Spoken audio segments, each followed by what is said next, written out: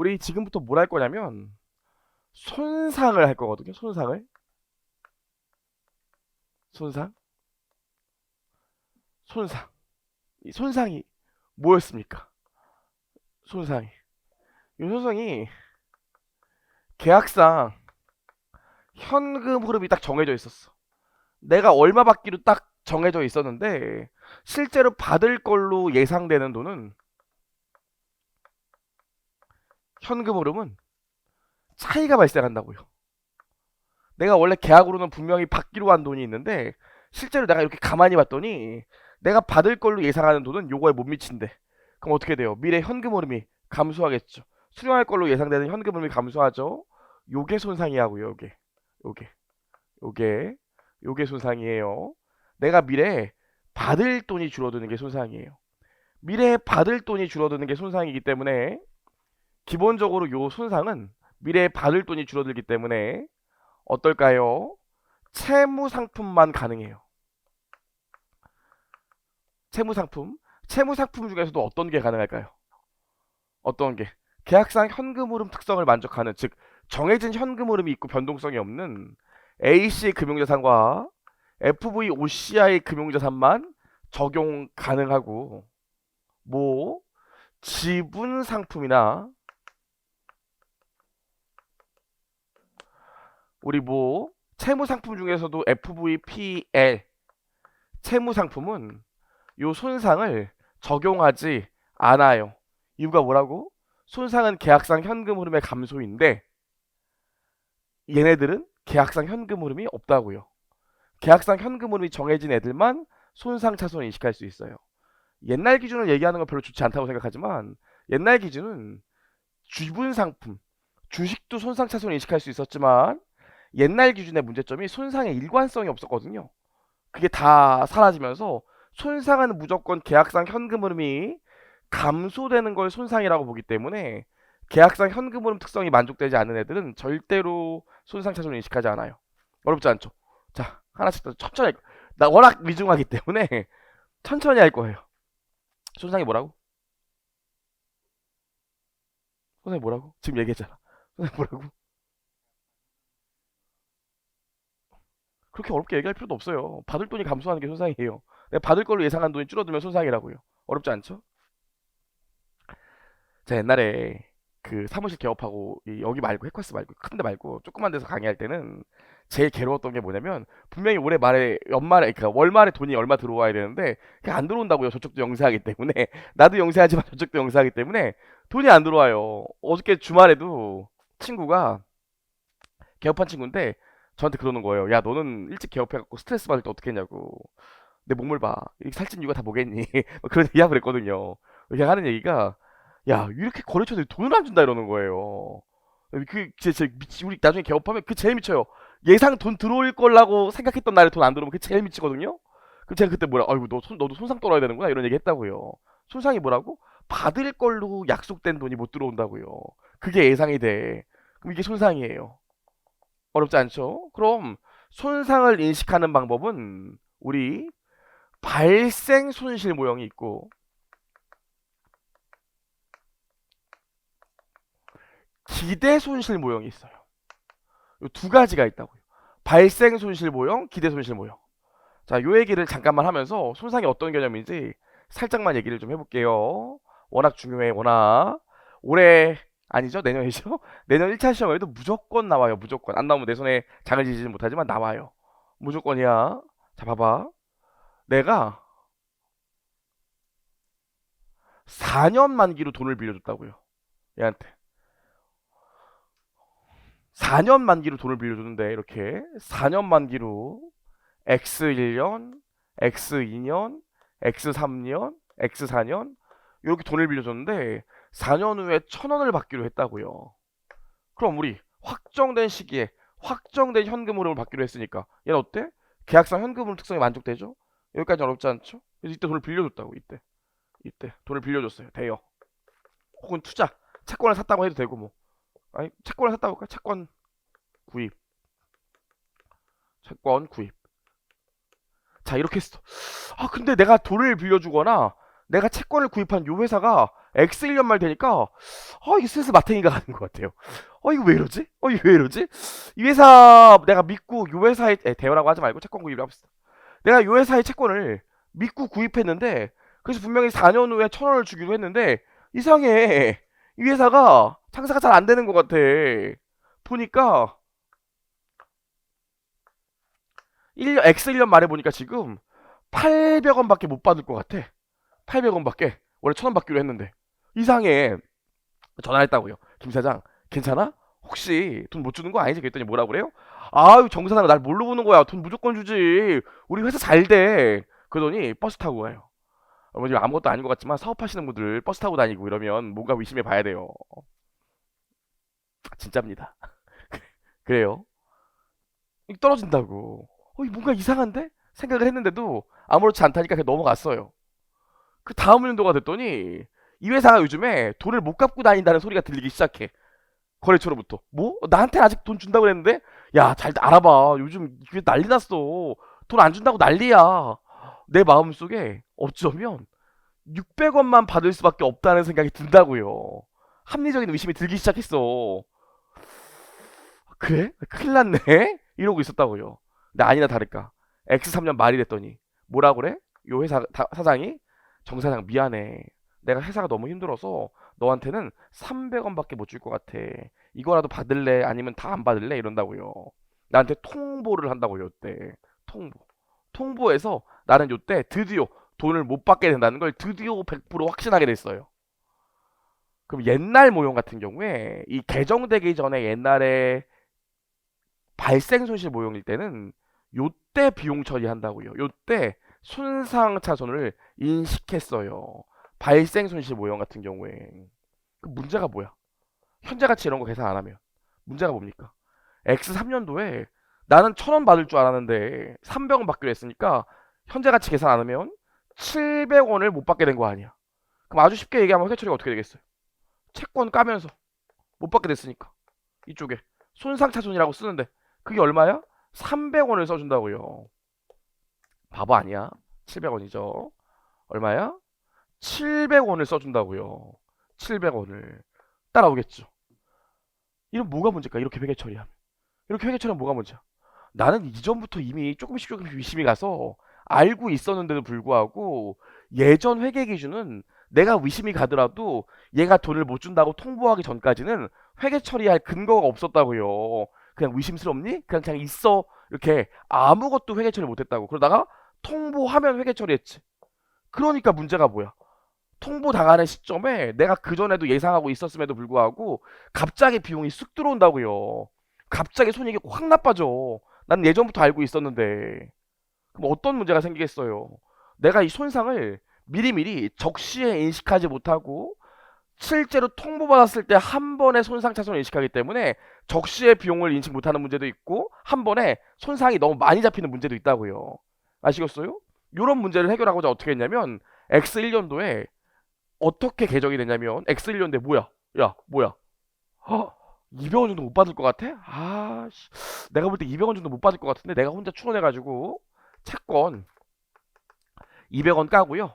손상으로 200원 미리 잡아놓는다고. 김 사장은 호언장담했지만 웃기고 있네 이 새끼 이러면서 나 혼자 잡아놓는다고. 김 사장 들어가 버스 타고 하면서 잡아놓는다고요.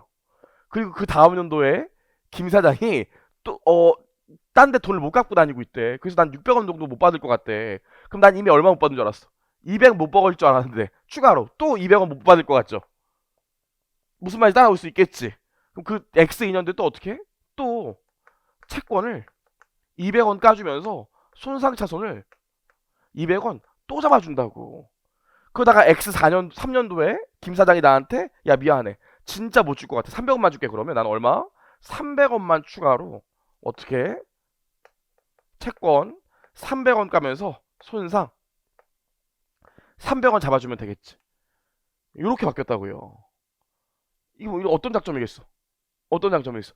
적시의 손실을 인식할 수 있잖아요. 그쵸? 다만 차이점이 하나 있어. 100%로 회계 처리해보면 채권을 직접 갈 수는 없지. 왜 채권을 직접 갈 수는 없을까? 내가 지금 얘가 돈을 못 받을 것 같다고 예상하고 있는 거지. 실제 이쪽에서 통보된 건 아니기 때문에 100%는 아니라고요. 100%는 아닌데 손상을 직접 채권을 직접 깔 수는 없잖아. 그래서 우리 뭐 쓰냐면 마치 재고자산의 평가손실 충당 것처럼 손실 충당금으로 200원 잡아놓는다고. 충당금으로. 이해하시겠어요? 채권을 직접 가진 않아. 왜냐면 저쪽에서 100% 통보한 건 아니잖아요. 이때도 어떻게 해? 내가 예상만 한 거지 직접 까는 게 아니기 때문에 손실 충당금으로 200원을 추가로 더 얹어준다고. 어렵지 않죠? 그 BS 모양이 어떻게 될까? X 2년 말의 BS 모양을 보면 X 2년 말의 BS 모양을 보면 채권으로 1000원이 있고 손실 충당금으로 얼마? 400원 잡아놨죠? 그래서 600원이 되는 거라고요. 요렇게만 잡아놓고 있다가 실제로 어떻게? 요 사건이 터지면 어떻게? 요 사건이 터지면 우리 기준서는 요 경우에도 충당금을 계속 잡아놓으라고 했다고요. 그래서 어떻게 해? 여기 손실 충당금으로 추가로 300원만 더 잡아주면 돼요. 이렇게 하라고 했다고요. 우리 기준서는. 따라오시겠죠? 자, 그럼 여러분 우리 예전까지는 발생 손실 모형을 썼지만 이제 개정되었기 때문에 IFRS는 어떤 모형 써? 기대 손실 모형 쓴다고요. 그럼 정리해보자. 우리 손상이 뭐라고? 계약상 현금 흐름의 변동성이 없는 계약상 현금 흐름 조건을 만족하는 A씨금융자산이나 FVOCI 금융자산에만 적용할 수 있고 계약상 현금 흐름 특성이 없는 지분상품과 FVPL 채무상품은 적용할 수 없어. 왜? 손상이란 건 계약상 현금 흐름이 예상되는 현금 흐름과 차이가 발생할 때 요 차이만큼 비용 처리하는 걸 손상차손이라고 한다고요. 어렵지 않지. 즉 내가 약속됐던 돈보다 돈을 적게 받게 되면 그걸 손상차손으로 인식한다고요. 따라오시겠지? 여기까지 했고 그럼 이 손상차손을 인식할 때 어떻게 인식해? 상대방이 돈 못 줘. 진짜야. 통보하기 전까지는 예전에 손상차손을 인식하지 못했는데 이제 기준서가 개정돼서 발생손실 모형을 쓰기 하는 게 아니라 기대신용손실 모형을 쓰기 때문에 내가 의심이 가면 미리 잡아둔다고요. 이해하시겠어요? 그럼 정확히 좀 구분하셔야 되는데 상대방이 통보했어. 그냥 여러분 주저리 좀 들어두시고 나중에 보면서 하나씩 체크하시면 돼. 워낙 내용이 좀 복잡하기 때문에 실제로 이렇게 통보했어. 이런 상황을 뭐라 그럴까요? 상대방이 돈 못 갚는다고 통보했어. 예를 들어서 은행에서 만기입니다 그랬더니 제가 못 갚아요. 돈 없거든요. 자 째십시오 이랬어. 이런 걸 뭐라 그래? 아, 이 새끼 안 되겠네. 신용이 손상됐다고 얘기합니다. 신용이 손상된 건 뭐야? 진짜로 돈을 못 받게 된 거라고요. 어렵지 않죠? 진짜로 돈을 못 준다고 얘기했어. 신용이 손상됐어. 그래서 옛날 발생 손실 모형일 때는 신용이 손상되는 경우에만 비용 처리를 했다고요. 어렵지 않죠? 하지만 이 기대 신용 손실 모형 같은 경우에 이런 경우는 어때? 이런 경우는 얘네들이 통보를 안 했기 때문에 신용이 손상되진 않았어요. 어렵지 않죠? 신용이 손상되지 않았다는 게 어려운 말이 아니야. 그냥 돈을 못 받는다고 저쪽에서 얘기를 했다고요. 내가 돈을 못 받는 걸 알았어.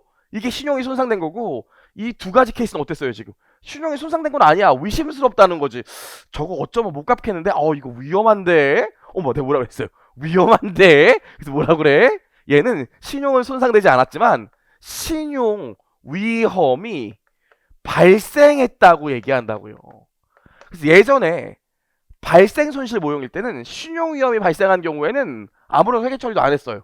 저거 의심스러운데 이래도 아무런 회계 처리 안 했다고. 하지만 이제는 어떻게? 신용 위험이 발생하면 회계 처리를 한다고요. 미리 비용을 잡아준다고요. 우리 개인도 마찬가지예요, 여러분. 제가 요즘은 그래도 뭐 잘 사니까 자신 있게 얘기할 수 있어요. 잘 사는 것까지는 아니다도 아무튼 그래도 좀 낮았으니까 얘기할 수 있는데 제가 처음에 개업했을 때는 뭐 준비가 전혀 안 된 상태에서 사실 개업이 메인이 아니라 이거 학원 강의를 메인으로 하려고 그냥 나와서 한 거기 때문에 뭐 개업 준비도 전혀 안 된 상태에서 그냥 나온 거라고요. 학원 강사 하려고. 미쳤지. 그렇게 막 결정하시면 안 돼. 막 그랬다고요. 그러니까 당연히 저번에도 얘기했었죠. 학원 처음 시작했을 때 수강생 몇 명? 회계월 열었는데 3명. 그 중에 한 명은 안 나오고 한 명도 안 나오고 한 명 왔다 안 왔다. 그래서 아무도 없을 때 수업하고 있으면 막 사람 들어오고 깜짝 놀라고 그랬다고 했잖아요. 한 달에 얼마 벌었을까 내가 학원 강의에서 처음에 학원 데뷔했을 때 한 달에 한 8만 원 벌었나 했다고요. 내가 그 전까지 회계법이 있어갖고 한 달에 1년에 8천만 원 벌었다고요. 그러다 이제 오니까 8만 원 버는 거야 한 달에. 사무실 뭐 아무것도 없어. 거래처 무슨 거래처야. 그냥 열어 만났지. 아무것도 없다고. 임대료만 나가지.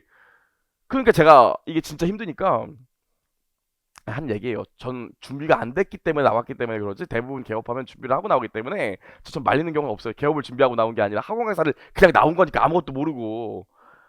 그래갖고 제가 어떻게 했냐면 카드값을 내야 되는데 신혼 때인데 와이프한테 빌릴 수 없잖아. 그럼 뭐해? 현금 서비스 받는 거죠. 그쵸? 현금 서비스 받다가 그거 안 되면 어떻게? 어떻게 안 돼? 제가 그래갖고 진짜 완전 이거 막장이었을 때 진짜 너무 힘들 때 마이다스 통장 다 쓰고 막 이랬을 때 카드론도 받고 막 그랬다고요. 카드론 뭔 줄 알아요? 카드에서 대출 받는 거거든요. 카드론도 받았다고. 그러면서 막 연체하고 한 두 달 정도? 아니 연체는 아니다. 연체 좀 비스무리하게 하고. 그랬더니 이게 문제가 뭐야? 신용등급이 쑥쑥쑥쑥 내려가더라고요. 제가 1등급이었는데 쑥쑥쑥 내려가서 5등급까지 떨어지더라고요. 그래갖고 마이너스 통장 연장하러 갔더니 연장을 안 해주겠다는 거야. 너 너무 걱정된대. 연장을 안 해주겠대. 제가 그래서 이러지 말고 제가 사실 예금이 많다. 아니 예금이 많은 게 아니라 뭐 다른 것도 돈이 있으니까 해서 겨우 연장을 했거든요. 어떤 강태야? 내가 안 갚는다고 얘기는 안 했어요. 그냥 연장해달라고 그랬지. 대출 안 갚는다고 얘기 안 한 거라고요. 하지만 제가 갑자기 멀쩡하던 애가 월급 막 받아갖고 멀쩡히 다 하던 애가 갑자기 막 통장에 꽂힌 돈이 막 500만 원씩 600만 원씩 꽂히다가 갑자기 8만 원씩 꽂히고 갑자기 카드론 받고 시작하면 어때? 이 새끼 이거 위험한데? 그게 요 상태라고요. 돈은 안 갚는다고는 안 했지만 그쵸? 위험한데? 이런다고요. 그 은행에서 미리 뭔가를 잡아둔다고요. 이런 회계 처리를 배울 거예요. 아시겠죠? 사실 요즘은 살만해서 당연하죠. 7년 전 아닙니까? 그래요.